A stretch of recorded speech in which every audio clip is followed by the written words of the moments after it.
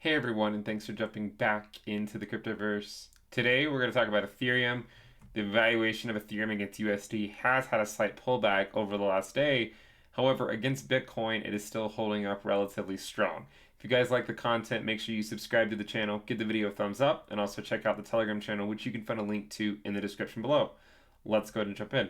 So if we look at the Ethereum weekly chart, you can see that on the week we're up about 20%, and we're coming into a weekly close in the not so distant future. Okay, so Sunday we will have the weekly close. Depending on where you are when you're watching this video, will depend on whether you're watching it on Saturday or Sunday. However, we are coming into a weekly close relatively shortly, and this will be assuming we do not drop all the way back down to say $1,900 or so. This should be the highest weekly close that we've had. Now, what's interesting is if you look at the Ether Bitcoin valuation, despite the fact that Bitcoin has pulled back over the last day or so, from 59K all the way down to 57.5K as of the time of this video. Despite that, the valuation of Ethereum against Bitcoin is still looking relatively strong with a current valuation at 0.035, which is decisively back in our uptrend channel. We would like to close the week above 0.033, which is above the 20-week moving average. I told you guys, a lot that anytime we're below the 20-week moving average, everyone seems to be super bearish. And then whenever we get above it, the sentiment changes on a dime, and then Ethereum becomes the best thing since sliced bread. So now everyone seems to be relatively bullish on it. And we'll see if we can get a weekly close above 0.030 or above 0.035. We know that over the last year and a half or so, anytime we're closing above the 20-week moving average, we're pumping another 20% there. Here we pumped another 77%. When we moved above it right here, we pumped another 46% from the current valuation of the 20-week to our current valuation. We're only up about 6 or 7%. So if we went up, say 30%, it would take us back to the top of this, which would be at a valuation of 0.042. Okay, that would be a 0.042. To the top of the channel, it would be 0.05. So 0.05 is 1/20th. If the valuation of Bitcoin say $60,000, and we know 1/20th is a $3,000 Ethereum. So we'll play we'll go through this one step at a time.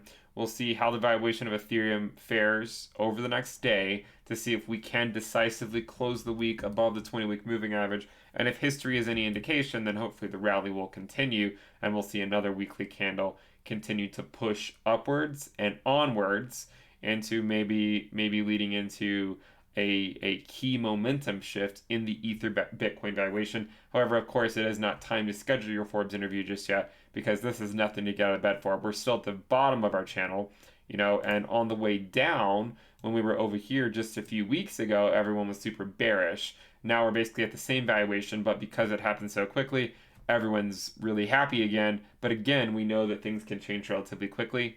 Sentiment can change on a dime.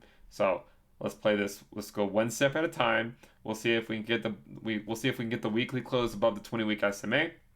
We'll see if we can put in a weekly close of Ether USD at a new all-time high for the weekly close. If we get those things and Bitcoin stays relatively bullish, I would expect Ethereum to continue to push higher. Remember, anytime Bitcoin corrects, we know that every other coin will likely have a knee-jerk reaction to it. However, as long as we're not immediately capitulating down, there's a decent chance that a lot of these coins can recover relatively quickly. If you look at, say, the 20-day SMA and the 21-day EMA, so this is a 20-day SMA, this is 21-day EMA, you can see we're still above those levels, which are short-term areas of support in a bull market. We oftentimes can go below them, but when we hold them as support, we can get a relatively nice bounce. So if Bitcoin does bounce here, or at least holds the line, then I think Ethereum can recover relatively quickly. If, on the other hand, Bitcoin capitulates down or something, then we know Ether is going to go with it. But there is reason to, I think, at least be somewhat optimistic on Ethereum in the event that Bitcoin holds the line. So if you guys like the content, make sure you subscribe to the channel. Let's go for 300,000 subscribers. Give the video a thumbs up. Check out the Telegram channel, which you can find a link to in the description below. Click the bell icon to turn on your alerts. Remember, we do have the premium list. You can find that at intothecryptoverse.com. So check that out if you want access to all the premium content. And I will see you guys next time. Bye.